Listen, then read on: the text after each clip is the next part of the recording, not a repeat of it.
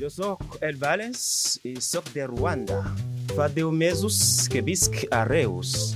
Vaig fer alguns cursos de català perquè per la meva feina necessito saber parlar català. A més, estudio teologia a la Universitat de Barcelona des del setembre. El problema és que la majoria de la gent em parla en castellà. Quan vaig a un restaurant, a una botiga o al metge. No sé per què la gent es pensa que les persones d'Àfrica o d'Amèrica parlem només castellà.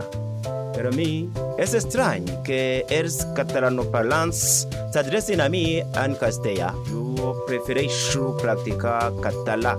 Així que, si us plau, parlem en català.